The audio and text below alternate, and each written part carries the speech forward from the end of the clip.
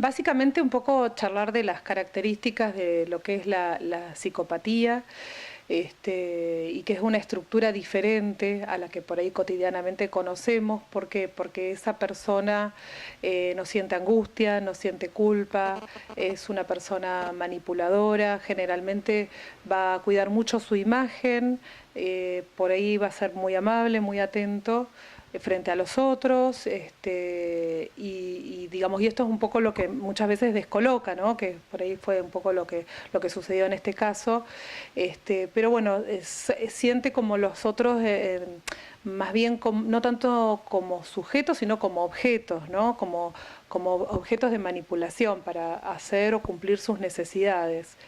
Por eso pasa esto de que no hay idea de angustia o de preocupación, diferente a lo que sentimos normalmente, ¿no? Exacto. ¿Se considera una persona enferma? ¿Es algo que se puede llegar a solucionar con el tiempo? Se habla que la psicopatía o la perversión que está dentro de la psicopatía, ya el sujeto nace con esas características que son de múltiples causas, y a veces se habla de comportamientos previos en su historia, pero hay una tendencia, digamos, por lo cual ya esa persona nace con esa estructura y no, lamentablemente tenemos que decir que no tiene cambio. Por eso tienden a reincidir, ¿no?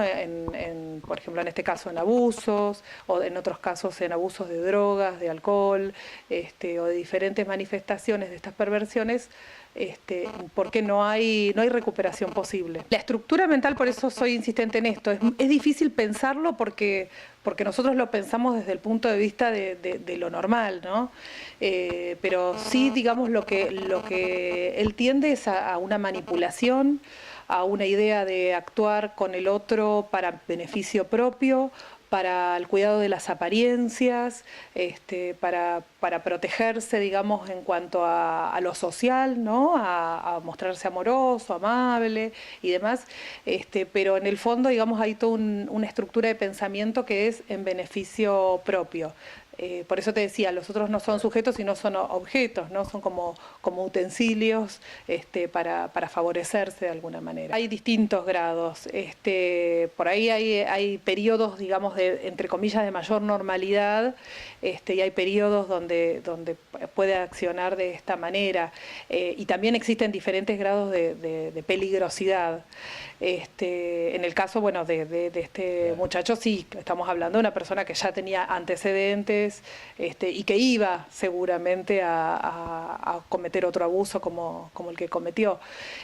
Pero sí hay diferentes periodos, digamos, individual, ¿no? De cada persona. Y pasa comúnmente, que esto por ahí un poco lo que yo quería también advertir o aconsejar, es cuando los chicos hablan de esto, de haber sido o tocados o haber tenido una situación extraña con alguna persona, un vecino, un familiar y demás, también poder buscar la manera de detectar esto, y de creerle. ¿Por qué? Porque, y fulanito que es tan amable, que es tan atento, que es tan amoroso, ¿no? Entonces se tiende a como a no creerle al chico, en esta situación. ¿Por qué? Porque socialmente se muestra amoroso, ¿no? Entonces sí, claro, pasa esto, la gente queda como en una sorpresa, ¿no? Como desestructurado pero ¿cómo puede ser? En la creencia del chico, cuando viene con alguna situación rara, por ahí a investigar, a indagar, ¿no? A este tipo de cuestiones. La otra es ir hablando desde pequeños, recién estábamos hablando también entre nosotros que desde muy chiquititos, por ahí cuando el chico se está bañando, se está cambiando, el papá, la mamá le puede explicar cuáles son sus partes íntimas que no deben ser mostradas, que no deben ser tocadas. Tanto a niños como a niñas, ¿no? Exacto, Sí. exacto, sí, porque el nivel de abuso, digamos, Claro. es para varones y para nenas. Eh, Generalmente, el abusador o las estructuras psicopáticas tienen más que ver con varones, digamos, se da mucho más en un perfil de hombres. No quiere decir que no haya mujeres, pero digamos, generalmente es esto.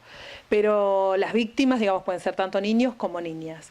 Entonces, ir hablándoles, enseñándoles que esas partes no deben ser tocadas ni miradas por otros, que son privadas, que pertenecen a la intimidad, que solamente a lo mejor pueden cambiarse delante de la mamá o cuando sí tiene el caso de ir al doctor y necesitar una revisación, pero digamos que son partes muy, muy privadas y que en el caso de ser tocados de determinada manera, ellos deben de saber decir que no y además denunciarlo y además hablar con la mamá, el papá, el maestro, con quien ellos sientan confianza para poder hablarlo. Estar atentos a los cambios de comportamiento. El chico que por ahí recibe alguna situación de abuso generalmente tiene un cambio de comportamiento bastante marcado, se vuelve más retraído, va a tener dificultades en la escuela, bueno, este tipo de cosas. Entonces por ahí, bueno, indagar no siempre quiere decir esto, vuelvo a decir, todo tomémoslo un poco entre pinzas, ¿no? Y la otra cuestión es también aprender a diferenciar cuáles son las tocadas, digamos, adecuadas o las inadecuadas. Un abrazo, un beso, una caricia es un gesto de afecto. Está bien, digamos. Las no adecuadas hay que aprender a diferenciarlas, como decía antes, en las partes privadas, tanto de ser tocado como de tocar.